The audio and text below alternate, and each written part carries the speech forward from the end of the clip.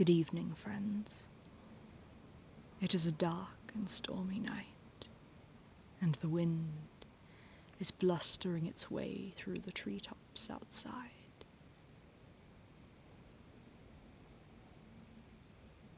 And a delightfully cold and windy evening such as this calls for a warm cup of tea and a bedtime story. Now, I have not as yet found any of the old storybooks that I've had, but I do plan to look for them. So, there may be more of this soon. Let me know if you like it. The book that I'm going to be reading a little bit from today is by Gail Carson Levine. It's titled The Fairy's Return and Other Princess Tales. And my admittedly well-loved copy with a split up the spine on the side I found on my bookshelves. This book has several fairy tales that are likely familiar to you, but written with just a little bit of a twist, which I rather enjoyed when I was younger, and I imagine that I still will now. So, for today, we will be taking a look at Princess Sonora and the Long, Long Sleep.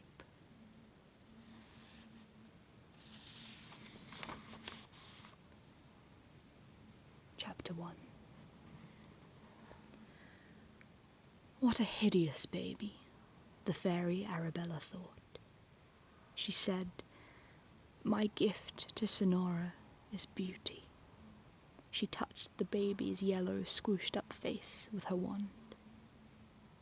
The baby began to change. Her scrawny arms and legs became plump, and her blotchy yellow skin turned pink. Her pointy head became round. Honey-coloured ringlets appeared on her scalp. Ouch! It hurt to have your body change shape and to grow hair on your head in 10 seconds, Sonora wailed. King Humphrey II of Biddle thought, why did the fairy do that?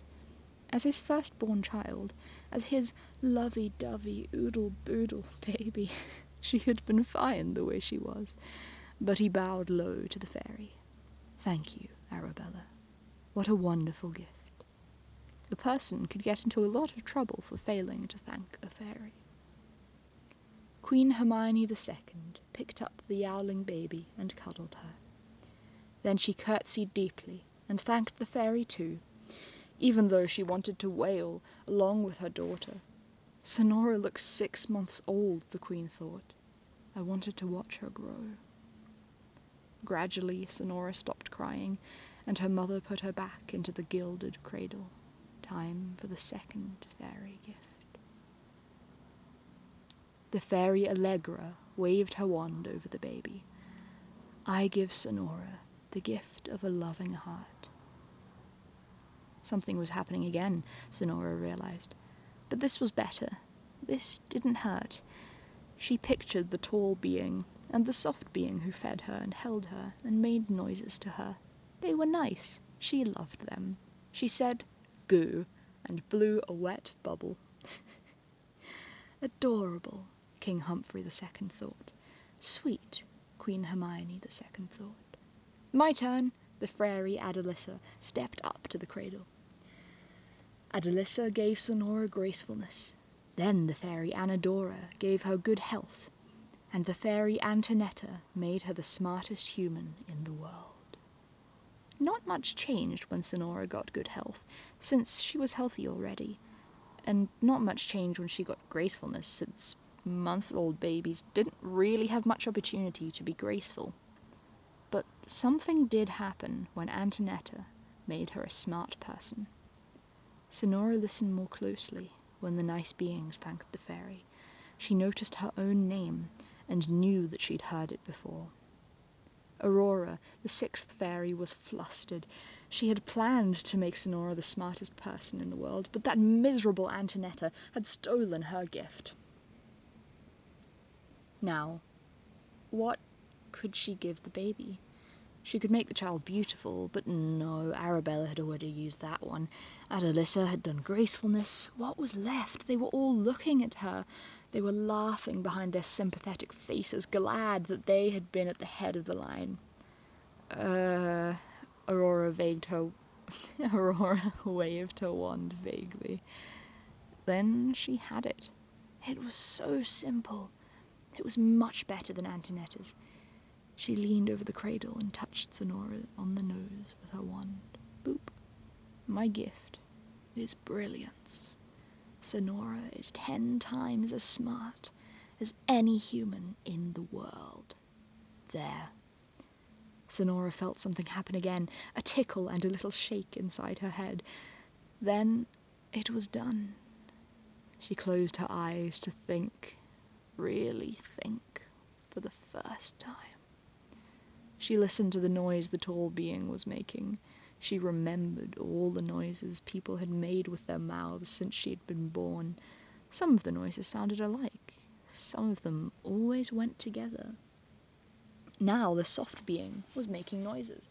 They were words. The noises were words. She was thanking the fairy for her gift. She was hoping that Sonora, that's me, would use her extraordinary intelligence well. Sonora opened her eyes. The soft being was her mother. She was beautiful, with her big brown eyes and those lips that liked to smile at Sonora. Of course she loved her mother, since the fairy had just given her a loving heart. Sonora wondered why the fairy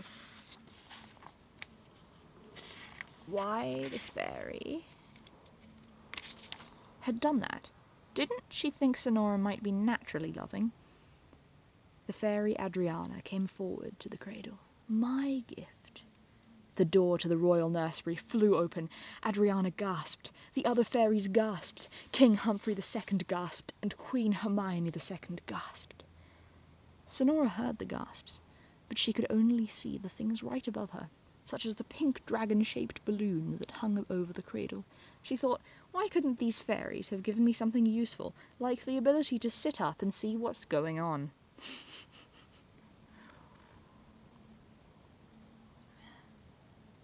A new fairy came in. She looked like all the others, tall, with rubbery-looking wings, surrounded by a flickering rainbow of lights, smiling like the others had been till a second ago. Queen Hermione II rushed to the newcomer. Belladonna, we're honored. In her mind she shouted, don't hurt my baby, don't hurt Sonora.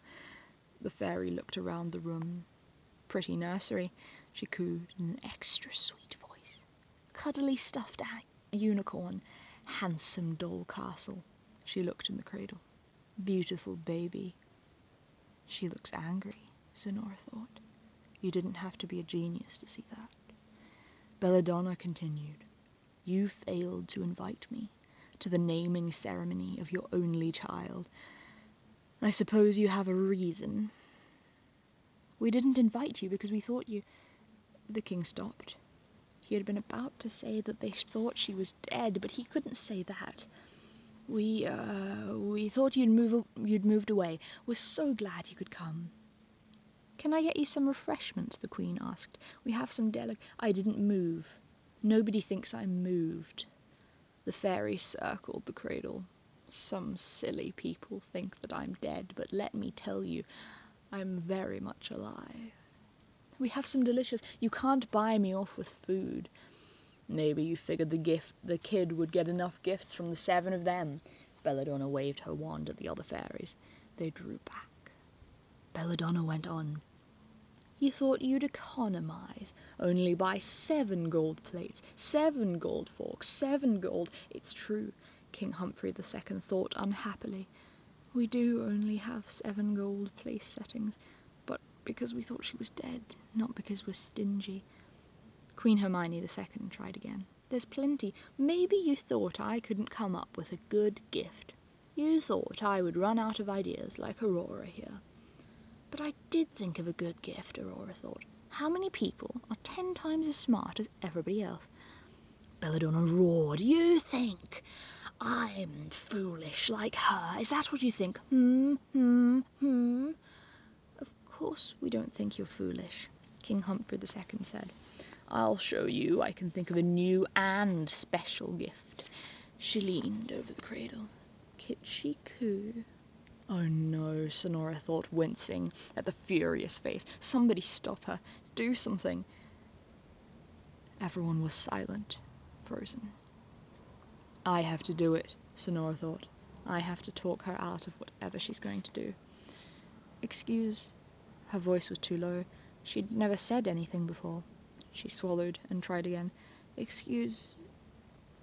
Belladonna didn't hear. Anadora gave the baby good health, which she will keep until my gift takes place. So my gift to the ootsy-tootsy baby, she waved her wand, is that she will prick herself with a spindle and die. When? Sonora wondered. Oh, chapter 2, by the way. When? Sonora wondered. When will I prick myself? When I'm 80 or in the next 5 minutes? Oh, listen to that wind.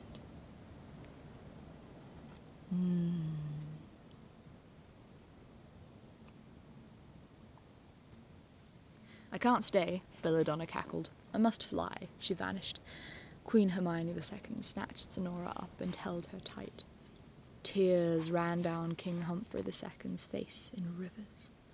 What good was it being king if fairies could do this to you? It won't happen, the Queen shouted. I won't let it. You're not going to prick yourself with anything, sweetheart, baby dove. Sonora wondered if her mother could prevent it. Or did it have to happen? If it had to happen, it had to happen. She'd just enjoy everything until it did. Sonora breathed deeply. Her mother smelled good. The fairy Adriana coughed. Nobody seems to remember that I haven't given Sonora my gift yet. King Humphrey II threw himself down on his knees and clutched the fairy's skirts. Queen Hermione II put Sonora back in the cradle and threw herself down on her knees too. Please save our baby, the king pleaded. I can't reverse another fairy's gift, Adriana said, freeing her skirts from the king's grasp. That would cause a fairy war, and believe me, you do not want that. I thought of making Sonora artistic. What do you think? Can't you do anything to save her? The queen sobbed. Tutors will teach her to draw and play the harp, the king said. Adriana went to the cradle. Let me think. It was mean of Belladonna to kill the kid because of her parents' mistake. I can change Belladonna's wish a little. She has to prick herself. I can't do anything about that. I know. She waved her wand over the cradle. Sonora will prick herself, but she will not die. My gift is that she will sleep for 100 years instead of die. Oh, this is brilliant. The fairy beamed at the king and queen. At the end of 100 years, a highly eligible prince will wake her by kissing her. How's that? Not creepy at all. Sonora thought. 100 years. Her parents would be dead by the time she woke up. She started crying and howling and bawling and wishing the fairy Allegra hadn't given her a loving heart. It's exhausting, right? King Humphrey II picked her up. Funny baby. He bounced her up and down. She doesn't cry when the fairy says she's going to die, but when Adriana saves her, he bowed to the fairy. Then she cries. We can go to the banquet hall now, the queen said. Sonora fought to catch her breath. She had to explain. Wait, she said. Listen. Talking was hard without teeth. She tried again. Listen. There, she'd done it. The king's jaw dropped, and he almost dropped Sonora too. If I sleep for 100 years, Mother and Father, she started crying again. Mother and Father will die before I wake up. She can talk, the queen said. And what if I have a dog? You can talk. Queen Humphrey II lifted Sonora way above his head. The Ibble-Bibble baby can talk." And Belladonna said I couldn't think of a good gift. The fairy Aurora thought, smirking. "How many gifts make month-old babies talk?" "Don't let them die while I'm asleep," Sonora begged. She's right, the Queen thought, but we can't criticize Adriana's gift. She could get mad and harm Sonora. Adriana said. If she really wanted to help Sonora, she had to fix as much as she could. Suppose I do it this way. Suppose, when Sonora falls asleep, everybody in the castle sleeps along with her. Excellent, the king said. Except sometimes we're in the courtyard. All right, she waved her wand. Everybody, from the moat on in, will fall asleep, and sleep for 100 years. She chuckled. Sweet dreams.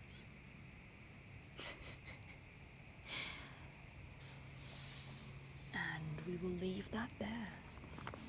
I'm quite enjoying this. I think I'll finish this short story in another video.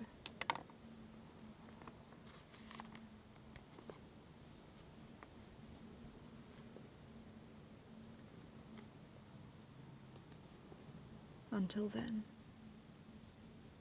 it is a lovely cold evening, and I hope that wherever, whenever you are, that you do get some rest, and take care of yourself, please. It's important. Now, I think I'm going to finish my tea and go to bed. Good night, all of you. I wish you well.